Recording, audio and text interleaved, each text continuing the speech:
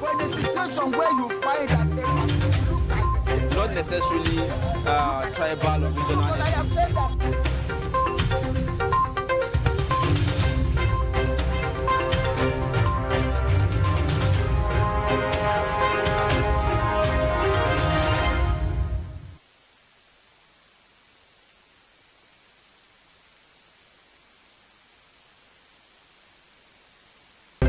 When a situation where you find that not necessarily tribal or regional. I have said that.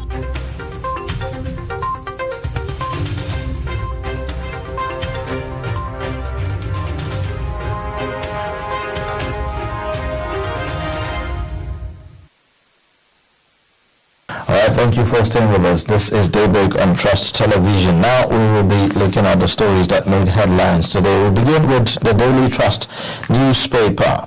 The first story there you would see, after dilly-dallying, notorious bandit releases 30 Yauri school abductees. You would find that on page 4. The lead story, #EndSARS, 1 year after no evidence of Lekki massacre. Rather says CNN Amnesty should tender apology to federal government. You would also see another one. A rights group fails to respond to Daily Trust evidence request. PDP kicks as police disperse demonstrators in Abuja and Lagos. You'd see also the picture there showing you a picture of some of the protesters that went out there yesterday to protest the police brutality, and you'd see beside that, declared bandits as terrorists, El-Rufai tells Buhari. You'd see Nigeria, Turkey sign 8 pacts on energy, defense, mining, others. That's on page 18. Ochidoma, Nasarawa monarchs condole autumn. You'd see below the picture as well. Pressure mounts on Brunei to sanction Shekarau, Amosun, Arabeshala, others. These are some of the major stories that we can see on Daily Trust this morning. Okay, let's head to the Punch newspaper this morning. Right on page 33, you'd find power producers lose 1.66 trillion naira over non-payment for unused power. And you'd find on page 9, terrorists who tried to overthrow me are in Nigeria. That's according to the Turkish president. And on page 35, federal government retain 1,500 staff of defunct PPPRA, DPR, PEF, says Silva. And the leading story right there, you'd see #EndSARS panel compensation. Lagos pay 420 million naira. NBA faults Akwa Ibom, Ogun, Oyo, Benue for shunning payments. And the riders are saying would submit report to NEC, Abuja to pay victims, says Oyo. Police disrupt rallies, disperse protesters, journalists arrested. Another rider is also saying insurance firms put claims at 20 billion, probes delay in payment. And you'd find on page 4 and page 5 of the Punch newspaper, bandits allegedly kidnap over 30 travelers, steal cows in Niger. And you'd also find Islamic title, Southwest Imams tackle Oluo, petition DSS report to Oyetola. These are some of the stories in the Punch newspaper. All right, let's take a look at the Nation newspaper. The first story at the top, Lagos to enforce compulsory health insurance for residents. You'd see also Nigeria, Turkey sign pact on mining defense. 888 killed, 2,553 abducted in Kaduna within 9 months. PDP governors OK Anyanwu as secretary.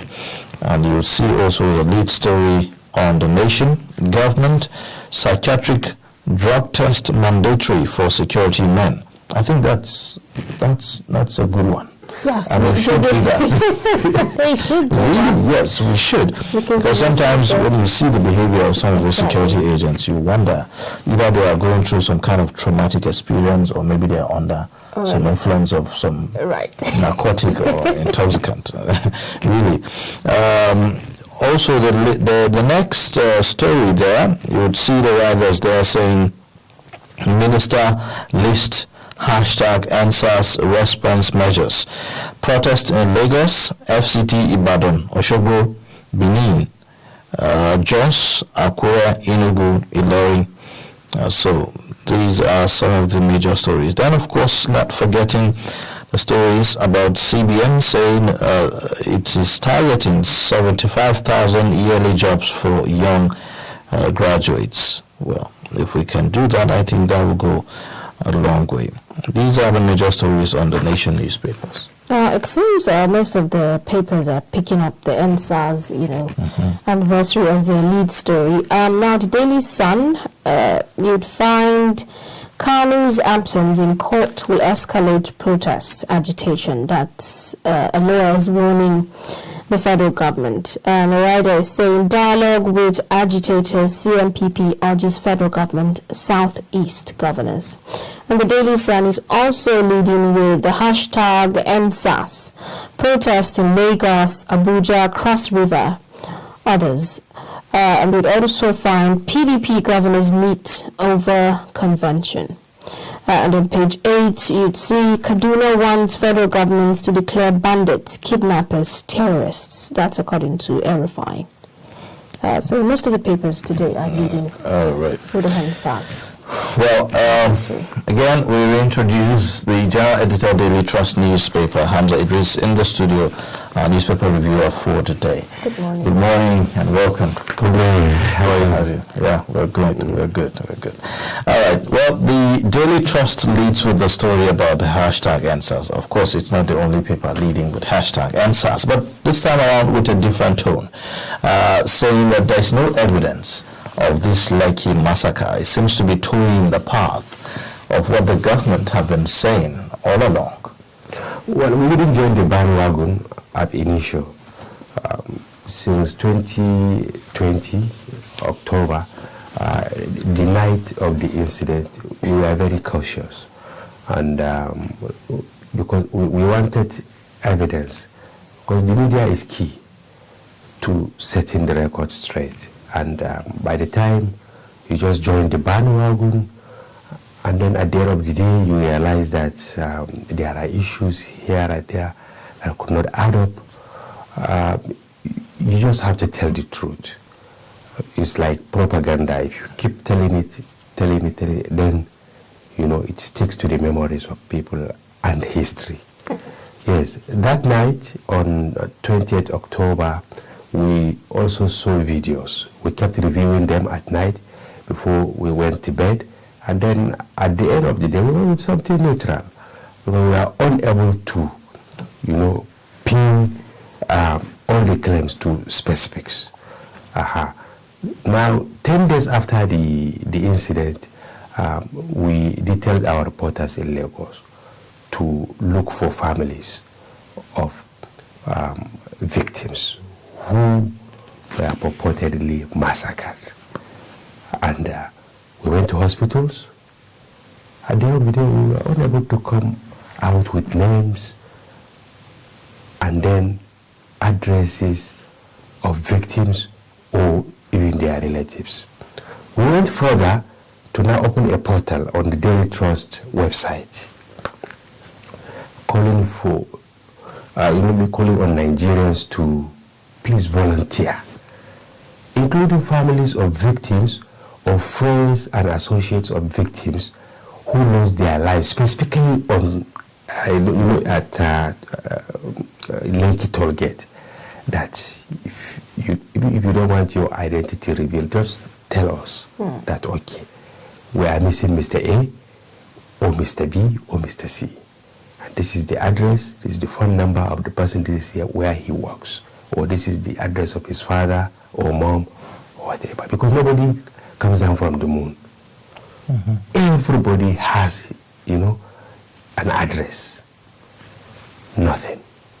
Well, with the NSAS, massacre that happened that night, some would say, well, it looks like that incident remains a mystery.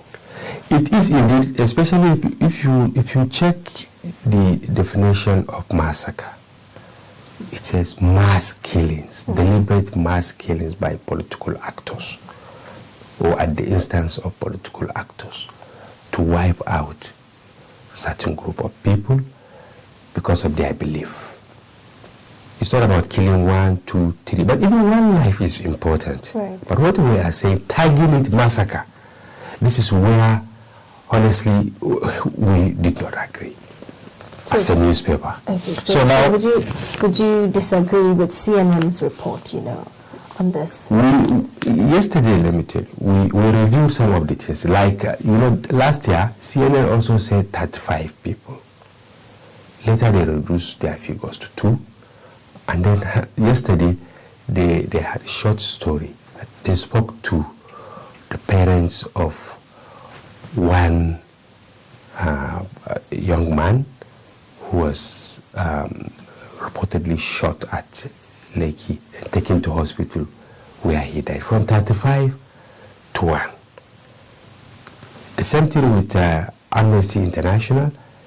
They stood their ground. Yesterday, they issued statements to all the newspapers, TV stations. We immediately replied them that, please, you said 12 people have been killed at Lekki. Can you help us with their identities, their names, address? And up till the time we went to the press, there was no response from them. So what we are saying, what we are doing here is to fact check. We're not really siding with the government, but we want to hold people to account. So does this validate the report we saw sometime last year, November 2020, where the legal team representing the Nigerian Army in the NSAS panel said that there was no petition against the Nigerian Army? Is this a validation of that? It might be, because when you accuse, you have to prove. Right. Yes, panels, courts, they are not Father Christmas. You can't just write a petition without proving. So the military admitted that they use blank bullets to disperse the protesters. Sadly, a year ago, some people, probably because they anticipated to gain something from the protest, they mix up videos and all that and misled the world. And that was where even CNN and other media houses keyed into. You know what I'm saying? Now, they said, okay, come forward so that you can prove your case, and then there may be reparation, compensation, and all that. Of course, you can see some people who claim that they were manhandled by police operatives. They have been paid, but not during the NSAS protest, because it was the culmination of so many vices that we had the NSAS. But our interest here in the Daily Trust is to actually prove what really happened at Lekki. Some people died last year in other places. No doubt about that. We reported it. But Lekki, and then the word massacre, we just want to change the narrative, to set the record, to set for posterity. And that is why we led our story with that headline, and then we followed up with what the federal government said. But we also disagreed with the minister in our story. We asked questions because he said nobody was shot, no proof and all that. But during our investigation last year, we went to many hospitals, government hospitals and private hospitals, and we saw victims there, even though the minister said ballistic analysis indicated that the gunshot injuries they sustained were not from Nigerian troops. We are not experts in that regard, but what we are saying is that some people were shot at Lekki but not killed. All right, now we see other angles to the stories. Panels were set up, of course, and we see the Punch lead with the story: Lagos pays 420 million, NBA falls Akwa Ibom, Ogun, Oyo, Benue for shunning payments. The state that seemed to be very, very pronounced in the whole panel investigation, all of that, is Lagos, which is considered the epicenter of the protest and all that. But we've seen other panels in other states seem to, mellow down some sort of. What does this say about the initial skepticism about the protesters not to leave the streets? Even when the government said, don't worry, go home, we are going to investigate all of this, we'll settle panels and all of that. Where does that leave us? In the aftermath of the NSAS protest, it wasn't a one-day event. The violent encounter in Lagos was the zenith of what transpired. But obviously, if you compare what happened in the south and north, you realize that not much, apart from Abuja, which is federal capital, not much was recorded in most of the states in the north. You saw the real protests in the south, Lagos, Osun, and other places. The setting of the panels across the states was at the instance of the federal government as one of the conditions given by the promoters of the NSAS, that there should be panels to address the grievances of Nigerians in relation to activities of the disbanded Special Anti-Robbery Squad, SAS. And the government disbanded the group, the Special Tactical Force, and then we now have what they call SWAT. We are anchoring a story on that because they are not yet on the streets and all that a year after, even though some of the people we contacted said they are meant to be a special force, not to be seen on the streets the way you see other conventional police operatives and civil enforcement agents. But back to the issue of the reparation and compensation. Most of the panels headed by judges across the states, they received petitions, they reviewed them, and then they sent their reports. About 1 week ago or thereabout, all those concerns met here in Abuja, and then a green light was given for payment of compensation to people who proved that they were manhandled by SAS some over 20 years ago, 10 years ago, and all that. And we are still watching, but the skepticism of some Nigerians and civil society organizations, the skepticism are still there. You can see in one of the papers saying, in order to avert recurrence of some of these things, that we should subject our security operatives to drug tests. And I like your observation that you said probably they are doing some of the things based on influence and then trauma. So we should look at it both ways for fairness. The condition under which our troops, I'm talking about the military, Army, Air Force, Navy, and then talking about police, civil defense, immigration, customs, and all that. the condition under which they are operating is so pathetic when you compare them with their peers in other climes. And sadly, what we've been doing throughout between last year and now, and even before then, is to always blame them. Sometimes you see 30 soldiers killed. The empathy is not there. From the media, from any other person. Really, yes, and it seems like it goes both ways. You know, yesterday we saw the protest, whether protest or whether demonstration for the 1-year anniversary, and there was this clampdown on not just the protesters, even on some journalists who were on the field, you know, to report the issues and all of that. And one of the demands, you know, that the NSAS is making is looking into the welfare of the security personnel themselves.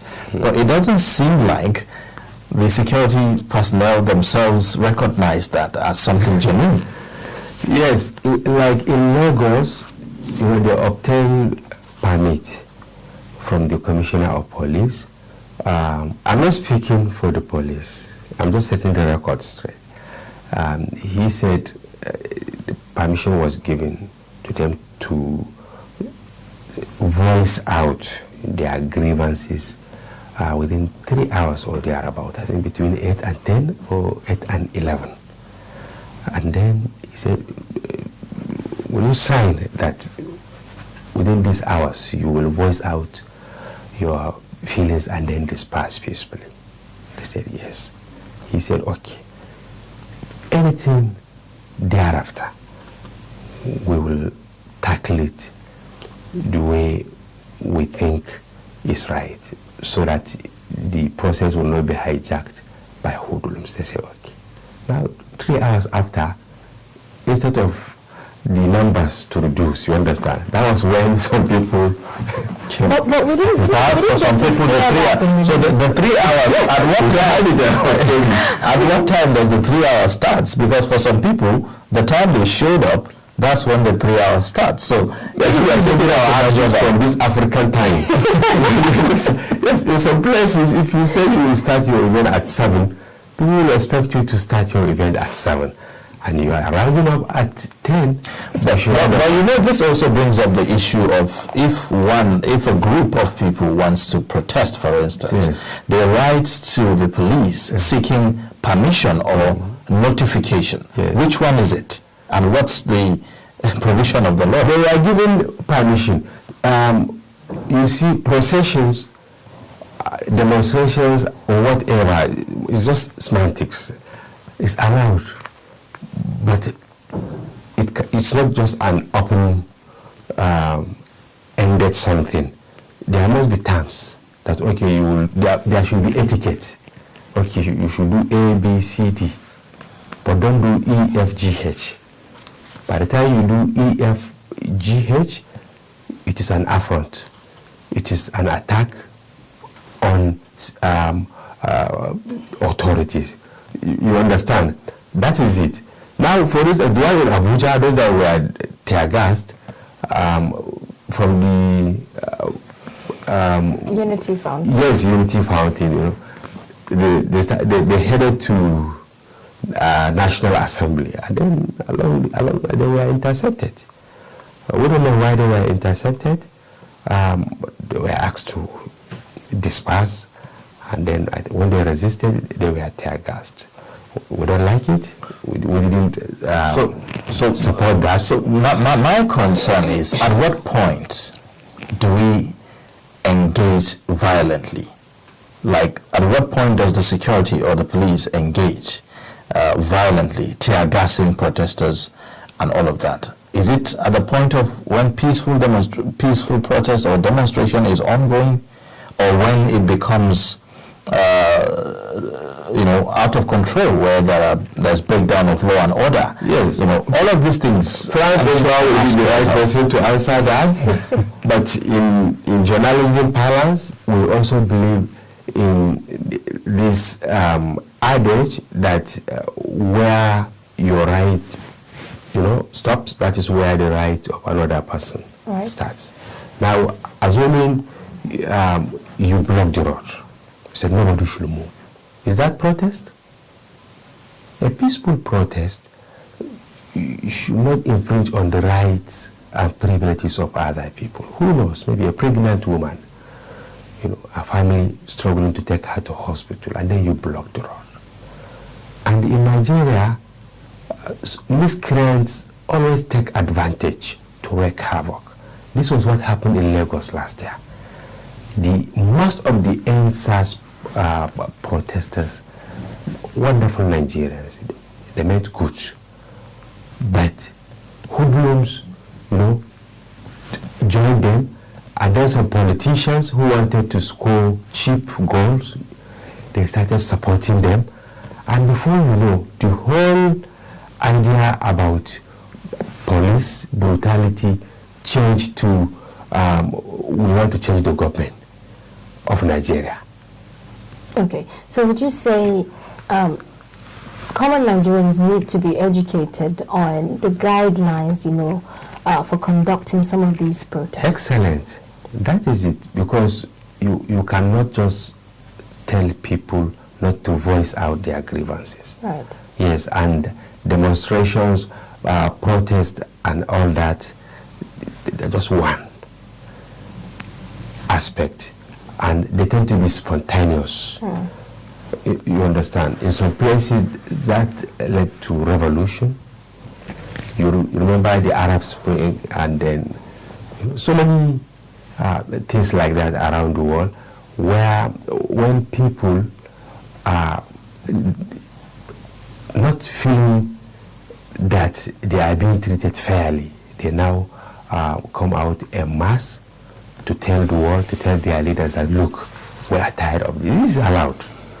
It is allowed, but Nigerians must be sensitized that when you are given permission to go out and speak out, it's not a license for you to go and break the shop of somebody and loot. It's not a license for you to break the windscreen of somebody. It's not a license for you to set houses, symbol of authority like police station. Up till now, we are unable to rebuild some of the structures. Look at what happened in Lagos. For so many months, people started trekking to their places of work because they went and set ablaze dozens of public mass transport buses. Is that protest? I think it is wrong. So enlightenment is key, and is something that the federal government, non-governmental organizations, civil society activists should invest heavily on. Thank you. Yeah. Well, thank you so much for coming on the show this morning and for giving your thoughts. We've been speaking with Hamza Idris, the General Editor of Daily Trust newspaper, newspaper reviewer for the day. Of course, all the stories on the dailies today are all talking about the hashtag NSAS 1 year anniversary and the aftermath of all of that, and that's why we are reviewing that.